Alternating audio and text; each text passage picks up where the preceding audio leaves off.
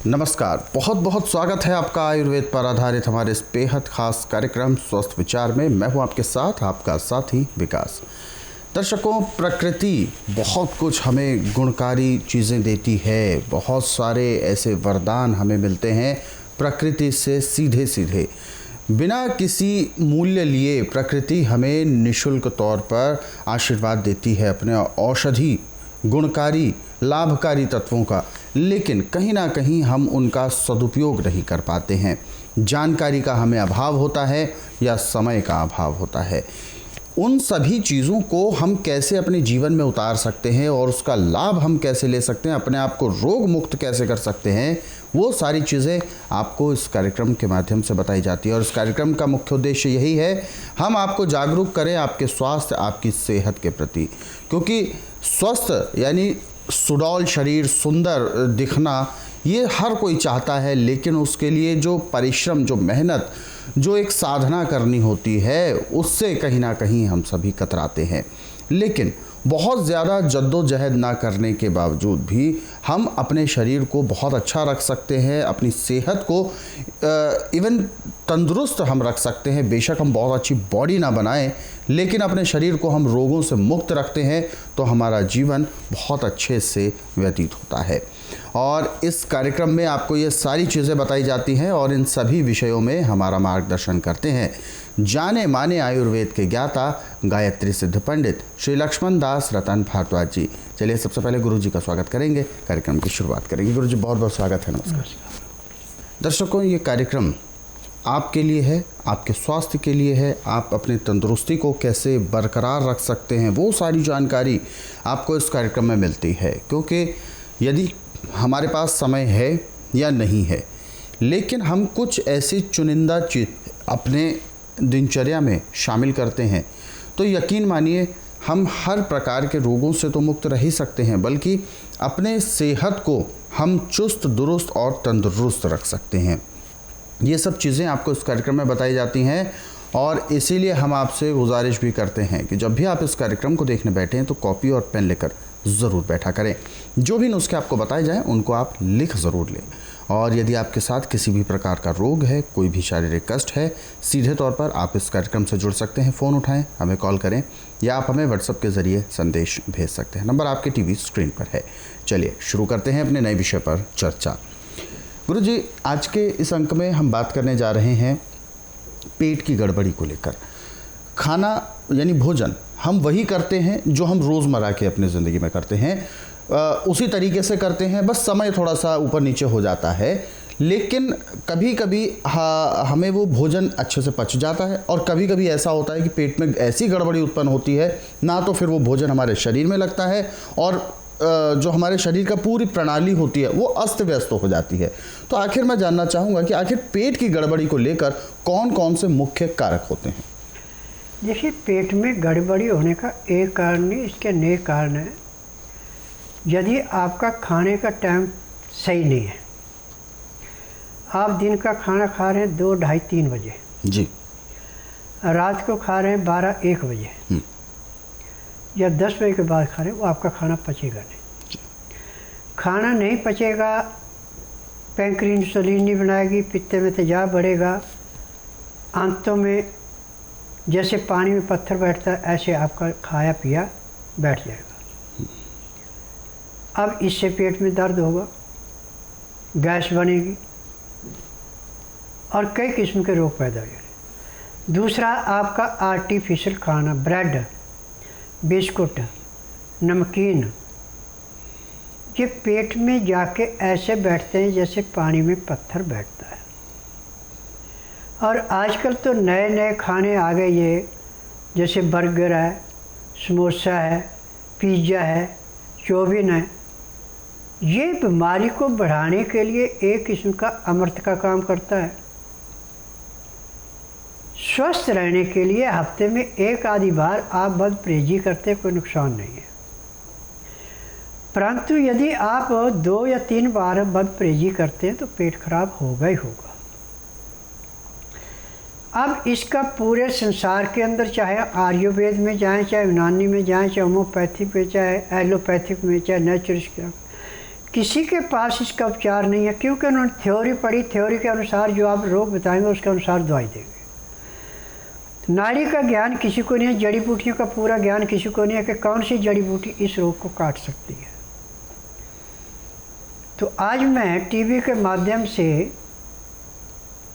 ये चैलेंज कर रहा हूँ कि संसार का कोई भी रोग ऐसा नहीं है जिसका कि मैं उपचार नहीं करता। और यहाँ पे किसी भी रोगी को मुंह से नहीं बोलना पड़ता कि मुझे तकलीफ़ है। यहाँ का नियम है कि जिस दिन आना उस दिन बुधवार नहीं होना चाहिए, बुधवार की मैं छुट्टी रखता हूँ। गुरुवार से लेके मंगलवार के बीच में आए, जिस दिन आना उस दिन रात्रि 10 बजे तक खा पी के दातन कूड़ा करके बड़ी इलायची मुंह में रख के चूसते रहें। सुबह 9 से 10 के अंदर अपना नामकरण कराएं। 10 से 12 में नाड़ी परीक्षण करता हूँ। नाड़ी परीक्षण में पैर के तलुओं से सिर के बाल तक की MRI, CT scan, x-ray, ultrasound, ECG, sonography सब कुछ 5 सेकंड में हो जाते हैं। उसमें जो भी कमी शरीर के अंदर पाई जाती है दवाइयाँ दी जाती हैं। अब जो दवाइयाँ दी जाती हैं, इन दवाइयों की विशेषता है कि पेट में जाने के बाद जैसे रेते में पानी डाल के रेता पानी को चूस लेता है, ऐसे दवाइयाँ अंदर जो आपका खाया पिया पचा नहीं है उसको गला देती हैं। और गलाने से जो आपके पेट में तकलीफ़ थी वो समाप्त हो जाती है। क्योंकि मैं जड़ी बूटियों से उपचार करता हूँ, मैं किसी किस्म का केमिकल नहीं बेचता। और आज मैंने पूरे संसार से वायदा किया है कि आंधे को दिखाना, बहरे को सुनाना, गूंगे से बुलाना, बांझ से संतान उत्पत्ति करवाना, मर्द को मर्द बनाना, अनहोनी को होनी करके दिखाना, ये मेरा काम है। क्योंकि मुझे 10,000 जड़ी बूटियों की पहचान है जिनसे मैं दवाइयाँ बनाता हूँ। और मेरी अपनी फैक्ट्री है जिसमें दवाइयाँ बनाता हूँ। मैं किसी की बनी बनाई दवाई भी नहीं बेचता। और मेरी दवाइयों में चीनी का, चाय का, बीड़ी का, सिगरेट का, मीट का, शराब का, सब चीज़ों का परहेज होता है। और एलोपैथिक में, आयुर्वेद, यूनानी, होम्योपैथी में किसी चीज़ का परहेज नहीं है। आप दवाई खाओ, जो खाना वो खाते रहो। परंतु स्वस्थ विचार में परहेज करते हैं तो दवाई अमृत के समान है, परहेज नहीं करते तो मिट्टी के समान है। अब आपके पेट में कितना भी भयंकर से भयंकर दर्द हो रहा है, आपका खाना नहीं पच रहा है, आपको कब्ज भयंकर है, हार्ट में तकलीफ़ है, फेफड़े में तकलीफ़ है, कहीं भी दर्द है, तो आप 1 चम्मच अजवाइन, 1 चम्मच जीरा, 1 चम्मच सौंफ, ये 3 चीज़ें लेके 1 गिलास शीशा का, जिसमें कम से कम 300-400 ग्राम पानी आता हो, या शीशे का जग ले लें, उसके अंदर 2 गिलास पानी डाल दें। पानी भी हल्का गर्म होना चाहिए, तेज़ गर्म नहीं चाहिए। अब इसके अंदर ये तीनों चीज़ें, अजवाइन, जीरा और सौंफ डाल दें और उस पानी को ढक के रख दें। सुबह जैसे 4 बजे आप उठते हैं, धीमी आंच पे उसको उबलने रख दें। परंतु उबालना इसको या तो मिट्टी के बर्तन में, या स्टील के बर्तन में, या पीतल का बर्तन है कलाईदार, उसमें अमोनिया के बर्तन में नहीं उबालना, बस इतना ध्यान रखना है। अब जो आपका पानी उबलते उबलते रह जाए 200 ग्राम, तो उसको नीचे उतार के छान लें। छान करके आप इसको थर्मोस बोतल में भी डाल सकते हैं, और ऐसे बर्तन में भी रख सकते हैं जिसमें जल्दी ठंडा ना हो। इसमें से आप एक बारी में 50 ग्राम पानी लेंगे। 50 ग्राम पानी को पीने में आपने 20 मिनट लगाने। अब 2 घंटे तक आपने कुछ नहीं लेना, और इसमें आपने अलोन विलोन ज़्यादा करना है। ऐसे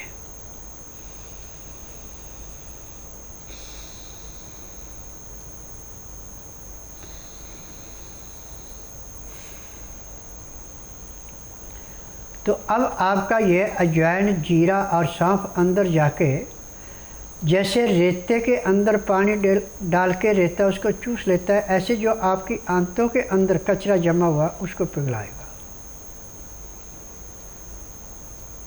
और उसके बाद 2 घंटे बाद फिर दोबारा इसी प्रकार से आपने लेना। 3 बारी में या 4 बारी में आपने पानी पूरा समाप्त कर देना। उसके बाद आपको पेट में दर्द नहीं रहेगा। अब जो आपने खाना खाना, खाने का टाइम रखे आप 10 से 12 के अंदर का, और जिस आटे की रोटी खानी उसकी चोकर नहीं निकालनी। गेहूं का आटा कम से कम लें, बाकी जो अनाज हैं जैसे चना है, जौ हैं, सोयाबीन है, मूंग है, मोठ है, मलका है, मसूर है, बाजरा है, ये सारी चीज़ें आप अपनी इच्छा के अनुसार कम ज़्यादा ले सकते हैं। इसमें चुलाई और सिंघाड़े, इनका अनुपात रखना कि चुलाई आपने 100 ग्राम डालनी है, सिंघाड़े आपने 200 ग्राम डालने हैं। चाहे आप 1-1 किलो चीज़ ले रखी है, चाहे आपने आधा किलो ले रखी है, उसके अंदर मिला के पहले इन सब चीज़ों को अलग अलग धो के सुखा लेना। जब ये सूख जाए तो इसके अंदर 50 ग्राम अजवाइन भून के मिलानी, 100 ग्राम तिल भून के मिलाने हैं। अब हाथ की चक्की आपके पास सोने पे सुहागा, जितना का आपने खाना खाना उतना ये पीस लें। यदि हाथ की चक्की नहीं है, जो घरों में छोटी चक्कियाँ लगती हैं सिंगल फेस की, तो उससे इस आटे को पीसना, परंतु ये आटा ऐसे पीसना है कि हाथ में लेने से जैसे नदी के किनारे का रेता आपके हाथ से फिसलता है ऐसे फिसलना चाहिए, ज़्यादा मुलायम नहीं होना चाहिए। और इस आटे को छानना नहीं है। जब भी आपने खाना खाना है तो पहले आटे को सख्त गूंद करके खुले पानी के अंदर रख दें। अब इसके बाद जो आपने दाल सब्जी कोई भी खानी है उसको ले लें। यदि दाल या छिलके वाली लेनी, धुली हुई दाल नहीं लेनी। और दाल को भी कुकर में नहीं पकाना, खुले मुंह वाला बर्तन जैसे पतीला है, भगोना है, इसमें ढक्कन दे के पकाना है उसको। और जब वो आपकी दाल या सब्ज़ी पक जाए, सब्ज़ी भी छिलके वाली, नरम छिलके वाली, चाहे घी है, चाहे तोरी है, चाहे टिंडे हैं, चाहे परमल है, और जब आपकी सब्ज़ी या दाल पक जाए तो उसके बाद उसको नीचे उतार दें। अब उस आटे को उस पानी से निकाल के दोबारा उसको गूंदना है। अब आटा आपका बिल्कुल मुलायम हो चुका होगा, जो सख्त था, और जो इसके कण थे सारे गल चुके हैं। अब इसकी रोटी बना के आपने जैसे बाजरे की या मक्की की रोटी पतली बनाई जाती, ऐसे छोटी छोटी रोटियां बनानी हैं। और जितनी आपको भूख है उतनी बनानी, उससे फालतू नहीं बनानी। गरम गरम रोटी जो भी दाल सब्जी आपने बना रखी है उसके अंदर डाल दें और 10 मिनट उसके अंदर गलने दें। उसके बाद इसको मसल के जैसे सूप पीते ऐसे पीने के प्रकार की बनानी है, जैसे सूप पीते हैं। गराई यानी चबानी इसकी। और यदि आपको 2 रोटी की भूख है तो आप 1.5 ही रोटी खाना, 2 रोटी पूरी नहीं करना। पेट भर के खाना नहीं खाया जाता, एक कम खाया जाता है क्योंकि पेट में जाके फूलता है। और इसके बीच में आपने 2 गिलास गर्म पानी, लहसुन प्याज अदरक का रस मिला के पीना है। लहसुन प्याज अदरक का रस जो है जिस पानी में मिलाना, उसका 15 से 18 डिग्री टेम्परेचर होना चाहिए, इससे ज़्यादा नहीं और इससे कम भी नहीं। अब आपने रोटी मसल ली, पानी रख लिया। अब आप ज़मीन पे बैठ के खाना खाएंगे, इसको टेबल पे या कुर्सी पे बैठ के खाना नहीं खाना। ज़मीन पे बैठ के खाना खाएंगे और 2-4 गराई खाना खाया, 2 घुट पानी पिया, 2-4 गराई खाना खाया, 2 घुट पानी पिया। इस प्रकार खाना खाने में, पानी पीने में आप 1 घंटा लगाएंगे। अब आपका खाना अंदर पेट में जाके ऐसे पचेगा जैसे रेते की ढेरी पे पानी थोड़ा सा डाल के रेता उसको चूस लेता, वहाँ पे हवा का असर रेते के ऊपर नहीं पड़ता, रेता नहीं उठता, ऐसे अंदर जाके आंतों के अंदर जो भी कीचड़ जमा था उसको भी पिघलाएगा और खुद भी पच करके पेट ऐसे साफ़ होगा जैसे भैंस गोबर करती है। उसमें ना तो ज़्यादा पतला ना ज़्यादा सख्त, नॉर्मल पेट साफ़ होता है, ऐसे आपका पेट साफ़ होगा। जैसे ऐसे पेट साफ़ होना शुरू हो गया आपका रोग समाप्त हो गया। नमस्कार जी, मेरा नाम महेश्वर सिंह है। मैं चंडीगढ़ रहता हूँ, मोहाली, पंजाब में। मेरे को पेट में दर्द रहती थी और सूजा रहता था। मेरा सारी उम्र पेट का जो 36 इंच की वेस्ट थी वो साली 40 हो गई और घटे ही ना। जब कुछ खाऊं तो सूज जाता था और दर्द होनी शुरू हो जाती थी, और ना खाऊं तो सूजन रहती थी। दिल्ली आया हुआ हूँ स्वामी जी को दिखाने के लिए।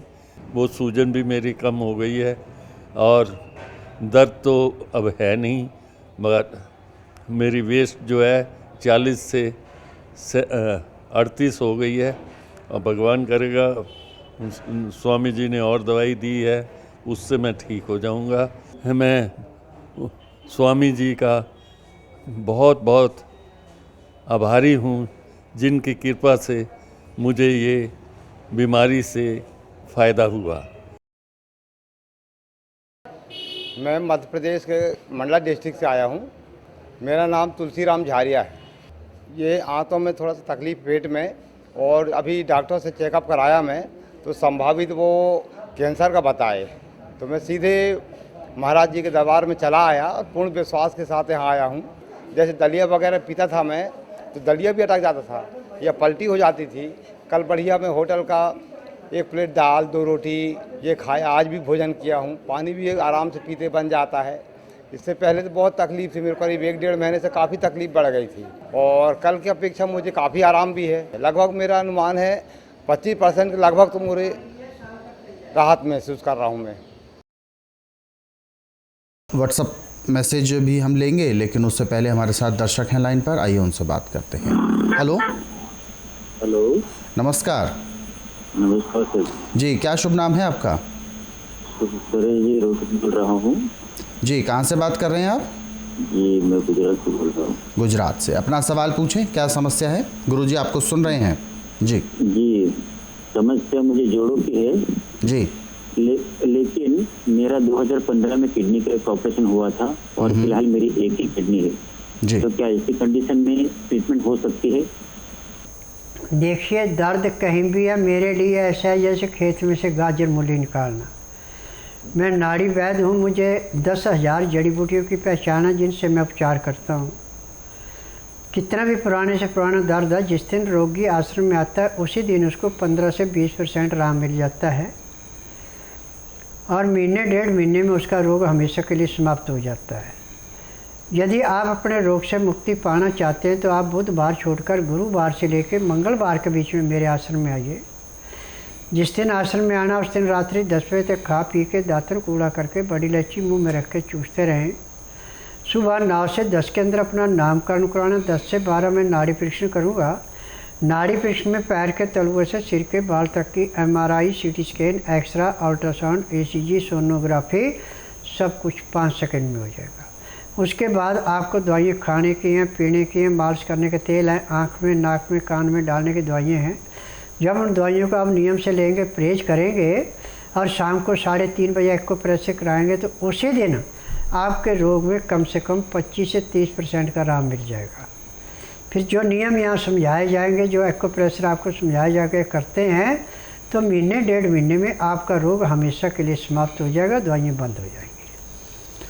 तो रोग भी आपका ठीक होगा और जो भी आपकी समस्याएं हैं उनको आप जल्द से जल्द दूर कर सकेंगे। लेकिन इसके लिए आपको स्वस्थ विचार आश्रम आना है, क्योंकि यहाँ पर आने से ही आपके तमाम जो रोग हैं शरीर में उनके बारे में पता चल पाएगा। क्योंकि नाड़ी परीक्षण के बाद ही रोगों को लेकर, जो भी आपके शरीर में रोग होते हैं उनको लेकर बताया जाता है कौन कौन सा रोग है, कितने समय से है, और उसका फिर उपचार दिया जाता है ताकि आप अपने रोग को जड़ से खत्म कर सके। अधिक जानकारी के लिए आप हेल्पलाइन नंबर्स पर कॉल कर सकते हैं और स्वस्थ विचार आश्रम आने से पहले जिन नियमों का, जिन बातों का ख्याल रखना है आपको, वो सारी चीज़ें आप विस्तार पूर्वक जान भी सकते हैं। नंबर आपके टीवी स्क्रीन पर है। और दर्शकों, इस कार्यक्रम से अभी जुड़ना चाहते हैं तो बिल्कुल देर ना करें, फ़ोन उठाएं, हमें कॉल करें या आप हमें व्हाट्सएप के ज़रिए संदेश भेज सकते हैं। आगे बढ़ते हैं कार्यक्रम में। अगला सवाल सुरेश मलिक जी हैं और इन्होंने अपना सवाल पूछा है अपने पिताजी के लिए। इन्होंने कहा है उनको एकाएक अच्छा खासा उनका स्वास्थ्य है, सब चीज़ ठीक है, अचानक से उनको कमज़ोरी और आलस बहुत आने लगा है पिछले 1 महीने से। और अब इतना ज़्यादा आलस है, इतनी ज़्यादा कमज़ोरी है, हालांकि 76 वर्ष की उम्र है उनकी, और वो पलंग से अब उठना चाहते भी नहीं हैं। तो इसका कारण क्या है? शरीर में ऐसे कौन सी बदलाव हो रहे हैं जो वो जानना चाहते हैं। देखिए, जब किसी के लीवर के ऊपर चिकनार जम जाए या लीवर फैल जाए, जिसको फैटी लीवर बोलते हैं, तो खाया पिया पचता नहीं है, पैंक्री इंसुलिन नहीं बनाती, शुगर बढ़ जाती है, तो इसके ये लक्षण होते हैं। अब इसका उपचार टीवी के माध्यम से न मैं करता हूँ न मैं करूँगा। यदि आपने इनको रोगों से मुक्ति दिलानी है और इनको स्वस्थ करना है तो आप इनको बुधवार छोड़कर गुरुवार से लेकर मंगलवार के बीच में मेरे आश्रम में लाइए।